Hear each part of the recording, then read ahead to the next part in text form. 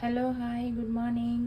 இன்றைக்கி நம்ம வந்து பச்சை பட்டாணி, ஃப்ரெஷ் பட்டாணி, இது காஞ்ச பட்டாணி இல்லை. நீங்கள் ஃப்ரெஷ் பட்டாணி இல்லைன்னா காஞ்ச பட்டாணி கூட ஊற வச்சு சேர்த்துக்கலாம். இன்றைக்கி இதை வச்சு தேங்காய் பால் சாதம் செய்ய போகிறோம். அதுக்கு வந்து நான் இந்த கிளாஸால் 2 கிளாஸ் வந்து அரிசி எடுத்து ஏற்கனவே ஊற வச்சுருக்கேன்.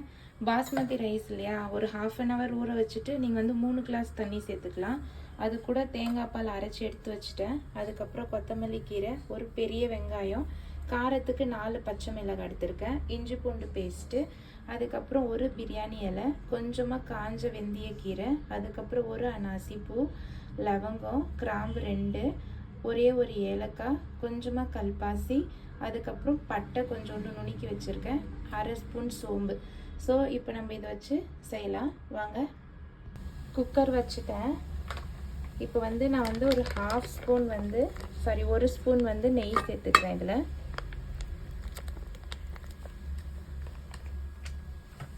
அதுக்கப்புறமா ஒரு 2 கரண்டி எண்ணெய் சேர்த்துக்கிறேன்.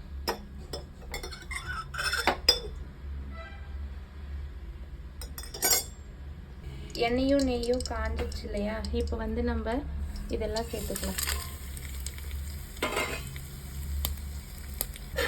இதை இப்படி லைட்டாக கிண்டி விட்டுட்டு இப்போ வந்து வெங்காயம் சேர்த்துக்கலாம். நான் ஒரு வெங்காயம், பெரிய வெங்காயம் எடுத்துருக்கேன். நீங்கள் அரிசி எந்த அளவுக்கு சேர்த்துக்கீங்களோ அந்த அளவுக்கு பார்த்துட்டு சேர்த்துக்கோங்க.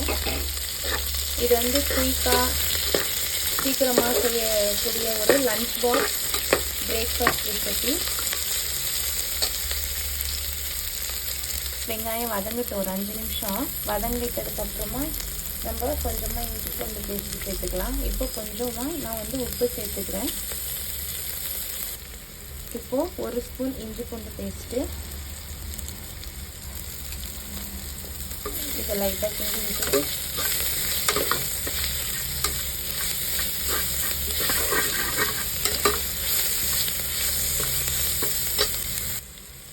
இப்போது பட்டாணி,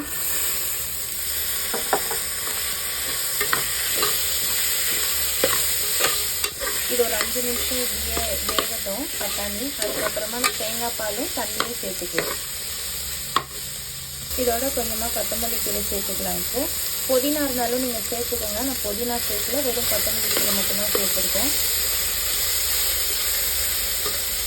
இப்போ வந்து நம்ம எடுத்து வச்சுருக்க தேங்காய் பால் சேர்த்துக்கலாம்.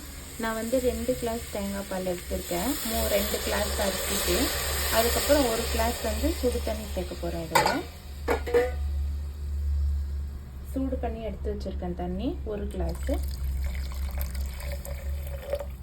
இப்போ நம்ம உப்புலாம் பார்த்துட்டு கொதிச்சதுக்கப்புறமா அரிசி சேர்த்துக்கலாம். உப்பு கொஞ்சம் குறையா இருக்குது, நான் கொஞ்சம் உப்பு சேர்த்துக்கிறேன். கொதிக்கிட்டோம். கொதிச்சதுக்கப்புறமா அரிசி சேர்த்துக்கலாம்.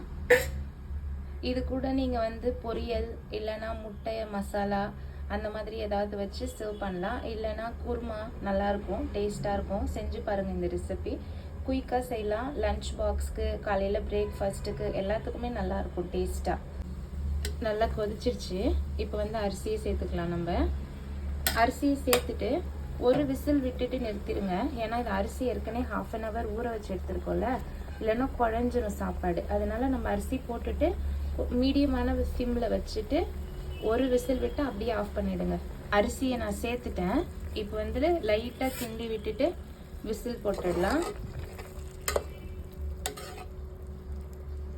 உப்பெல்லாம் ஏற்கனவே பார்த்தாச்சு, அவ்வளோதான். லாஸ்ட்டில் இறக்குறப்போ நம்ம வந்து ஜஸ்ட்டு மேலே 1 ஸ்பூன் வேணும்னா நெய் சேர்த்துக்கலாம். வேணும்னா சேர்த்துக்கலாம், இல்லைன்னா விட்டுடலாம். நான் ஏற்கனவே சேர்த்துருக்கேன். லாஸ்ட்டில் 1 ஸ்பூன் சேர்த்துக்கலாம். இப்போ வந்து குக்கர் விசில் போட போகிறேன். தம் போட்டுக்கலாம். ஒரு விசில் வந்ததுக்கப்புறம் பார்க்கலாம், வெயிட் பண்ணுங்கள். இவ்வளோதான். இங்கே பாருங்கள், சாப்பாடு நல்லா ரெடியாகி வந்துருச்சு. இப்படி உதிரி உதிரியாக. இதுதான் இன்றைக்கி பிரேக்ஃபாஸ்ட் எங்கள் வீட்டில். நீங்களும் ட்ரை பண்ணி பார்த்துட்டு கமெண்ட்டில் சொல்லுங்கள் எப்படி இருக்குன்னு. நல்லா வந்திருக்கு சாப்பாடு. இங்கே பாருங்கள். இது கூட நீங்கள் ஏதாவது பொரியலோ இல்லைன்னா தயிர் பச்சடி எது வேணாலும் வச்சு சாப்பிட்லாம். நல்லா டேஸ்ட் இருக்கும். ட்ரை பண்ணி பார்த்துட்டு கமெண்ட்டில் சொல்லுங்கள். பாய். நெக்ஸ்ட் ஒரு ரெசிபியில் பார்க்கலாம்.